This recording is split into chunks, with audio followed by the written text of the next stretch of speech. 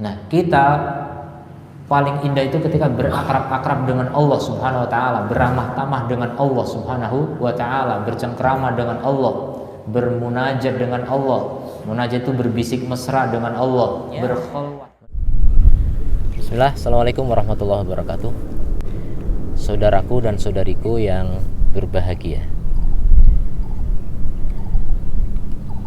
sedari kecil kita alhamdulillah mengenal Islam. Ada juga mungkin di antara kita yang baru mengenal Islam belakangan ini. Tapi benarkah Islam yang kita anut selama ini memang benar-benar Islam yang diturunkan kepada Nabi Muhammad SAW? Ini patut kita tanyakan. Karena jangan-jangan kita sudah menekuni sebuah ritual ibadah, sebuah kegiatan, aktivitas yang tentu saja menghabiskan energi, menghabiskan harta, menghabiskan tenaga, menghabiskan banyak hal. Tahu-taunya kita meninggal tidak ada hasil.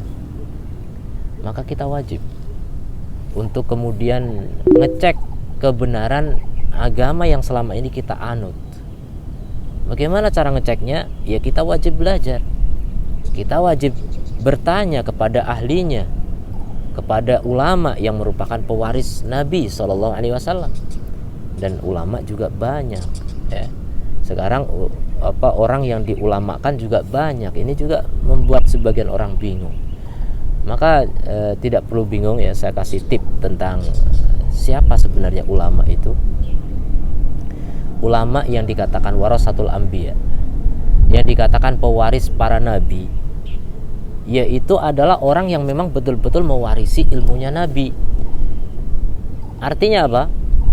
Tidak mengada-adakan ajaran yang baru, tidak membuat keyakinan-keyakinan yang tidak pernah diajarkan oleh Nabi SAW. Tidak mengajarkan kegiatan-kegiatan, amalan-amalan, ibadah-ibadah yang tidak ada petunjuknya dari Nabi SAW. Tidak ada dasarnya sama sekali. Taruhlah dia mengatakan ada kok dasarnya, Nabi bilang begini, Al-Quran juga bilang begini. Tapi kita lihat apakah dasarnya itu valid atau tidak.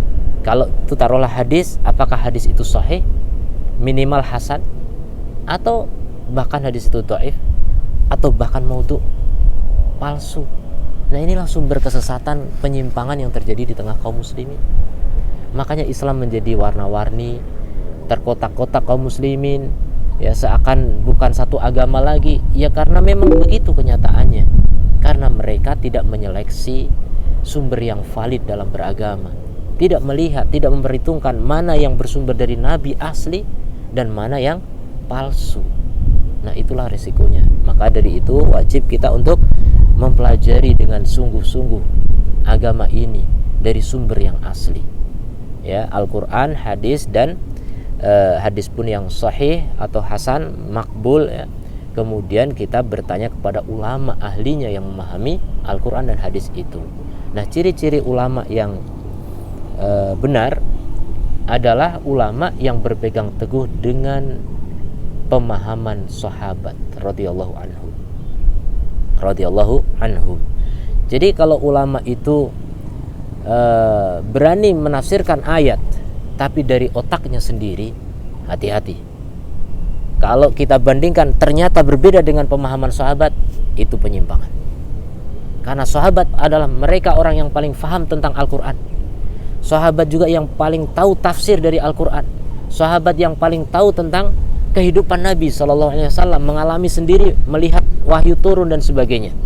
Jadi mereka orang yang paling faham tentang agama ini. Sehingga ulama dikatakan ulama ketika mereka merujuk kepada sahabat. Kalau tidak, ya, ma'asalama, ya, kita tinggalkan, ya.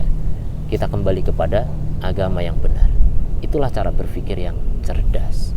Mudah-mudahan dengan tips ini kita tidak tertipu lagi oleh ulama gadungan, ya, oleh orang-orang yang diulamakan padahal nggak ngerti apa-apa tentang Al-Quran, tidak tahu bahasa Arab, ya, tidak tahu usul fikih, tidak tahu mustalah hadis dan sebagainya, tiba-tiba jadi ulama berfatwa kesana kemari. Hati-hati, itulah yang dikatakan Nabi sebagai ruwaibitoh, ya, orang-orang kerdil berbicara masalah besar. Wallahu a'lam. Assalamualaikum warahmatullahi wabarakatuh.